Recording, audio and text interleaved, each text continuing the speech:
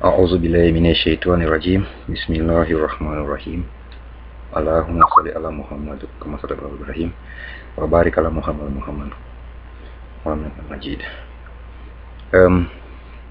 Cet après-midi, je vais prendre un thème qui m'est beaucoup à cœur, simplement parce que c'est un thème qui nous poursuit, même nous qui sommes hors de l'Afrique, de la Côte d'Ivoire.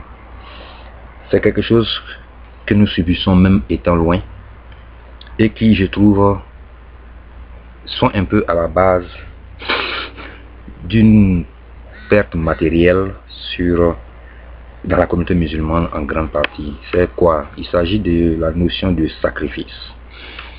Très longtemps pour les musulmans d'Afrique, surtout d'Afrique de l'Ouest, dans la zone de la population mandingue, on a tout de suite cru que le sacrifice des bêtes est le plus grand qu'un musulman puisse faire dans sa vie. Mais je crois que on n'a pas toujours bien compris la notion de sacrifice, en fait.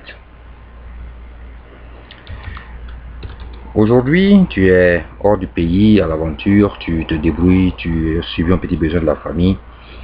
Automatiquement, on te donne au moins 10 000 sacrifices à faire chaque année qui te coûtent le prix d'une maison, qui te coûte l'installation d'un frère qui ne travaillait pas dans un business, qui te coûte tellement que finalement tu finis ton séjour à l'aventure et tu rentres au pays. De tout ce que tu as gagné en retour de ce voyage, c'est la quantité de sang que tu auras versé au sol pour faire plaisir aux hommes.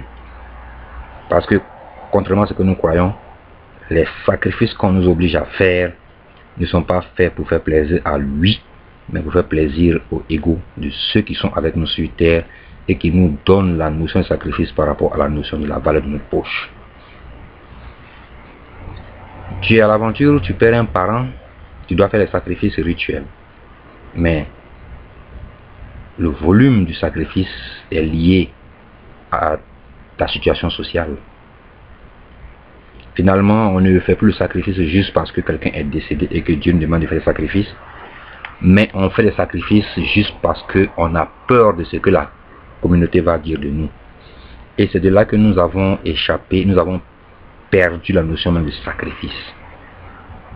Raison pour laquelle, de nos jours, la plupart des musulmans se plaignent énormément parce qu'ils font des sacrifices de plus en plus coûteux et élevés et le retour du sacrifice n'est pas ce qu'ils escomptaient. Parce que quand on fait un sacrifice, ce n'est pas pour avoir moins que ce qu'on a sacrifié, mais pour avoir plus. Tu sacrifies ta jambe pour sauver ta vie parce que ta jambe a une vie plus inférieure que la vie de ton corps en entier. Tu ne sacrifies pas ta jambe pour perdre ta vie. Par conséquent donc, d'où nous vient la notion de sacrifice? Quels sont les sacrifices premiers qu'un musulman doit faire pour être agréé? Et comment échapper à ce cercle vicieux de sacrifices qui se fait en Afrique et qui nous fait perdre beaucoup d'argent pour rien parfois? C'est vrai, mes propos sont souvent très durs, mais je crois que est venu un moment de la vie des hommes où il faut qu'on se dise des choses comme on doit le dire. Pour les musulmans, la notion de sacrifice a devenu très grand avec la notion du sacrifice d'Abraham. Oui, Dieu a demandé à Abraham de sacrifier Ismaël, son premier fils, pour démontrer, pour mettre à l'épreuve la foi d'Abraham. Dieu nous donne le Saint-Coran tout le temps. Croyez-vous donc que vous allez dire nous croyons sans que nous soyons éprouvés? Alors que nous avons éprouvé ceux d'avant vous, mais il parle d'Abraham, des prophètes avant, des peuples qui ont suivi ces prophètes avant. Le sacrifice rituel que Dieu nous demande est d'abord le sacrifice que nous faisons pour nos proches. Je prends un exemple tout simple. Il y a en Afrique, surtout en Côte d'Ivoire, des villages, des peuples, des familles qui font un sacrifice rituel annuel au cours desquels sacrifices ils abattent souvent un bœuf, parfois même deux. Et ce sont les fonctionnaires, les travailleurs, les gens qui ont un revenu correct de la famille qui cotisent pour acheter ce bœuf qui souvent leur coûte 500 000. Mais entre-temps, ils ont dans la famille une ou deux personnes qui ont des familles à leur charge mais qui n'ont pas d'emploi.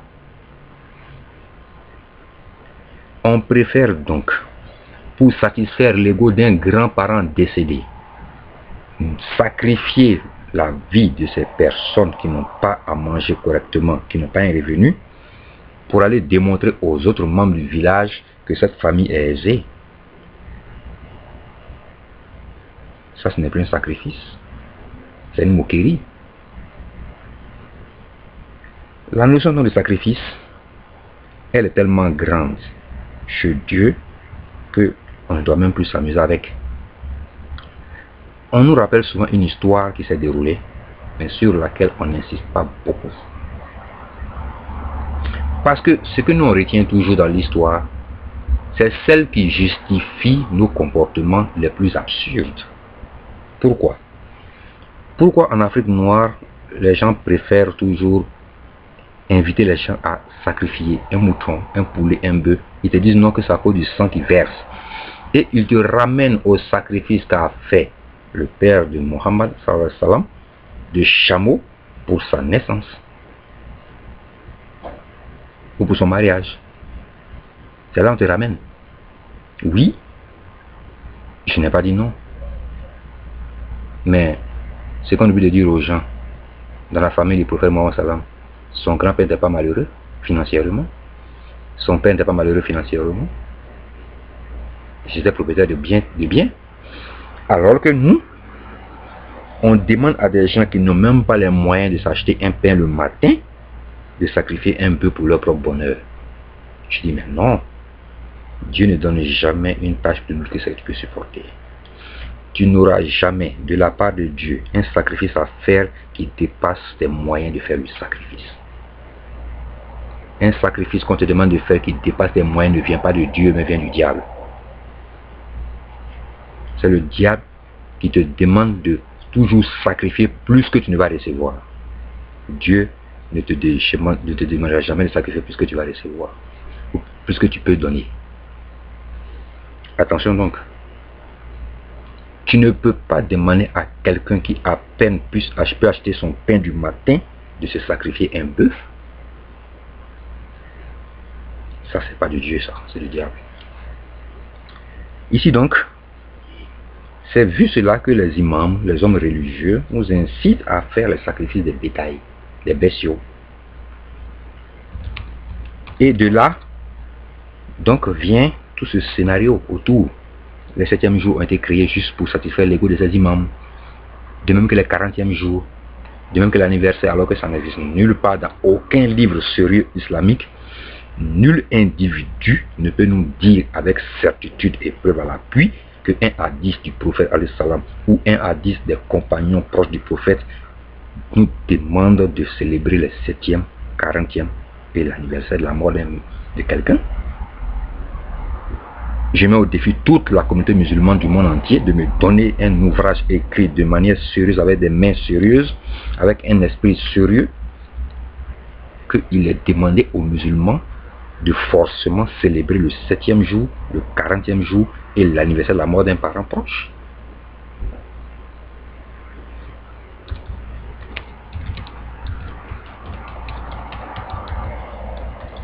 Ainsi donc, quand on admet que le sacrifice, c'est ce que tu donnes de telle manière qu'une des mains qui donne, l'autre main ne sache pas, le meilleur sacrifice pour un musulman, c'est de pouvoir subvenir aux besoins de ceux qui sont à sa charge. Voilà le premier sacrifice qu'on demande d'abord aux musulmans, appuyé par le hadith suivant. Quelqu'un vient te trouver, prophète sallallahu alayhi wa sallam, il nous demande à nous les musulmans, et vous dit, fi sabilillah. Vous n'avez ce jour-là sur vous que ce qu'il vous faut pour manger pour la famille à midi et le soir. Au moment où vous apprêtez à lui donner de l'argent pour le fils sabilillah, une seconde personne vient et vous dit, on est en train de terminer les travaux de la mosquée, l'ouvrier a besoin de 500 francs pour faire le travail le plus important pour qu'on puisse y prier aujourd'hui Juma'a. Au moment où je vais lui répondre, votre femme sort de la maison et dit, mon mari, je vais au marché, l'argent de la popote. Vous n'avez qu'un seul billet de 500 pour toute la journée. Que faites-vous? La question m'a été posée, je n'ai pas répondu parce qu'il n'y a pas la réponse en ce moment. Mais avec le temps, j'ai eu la réponse.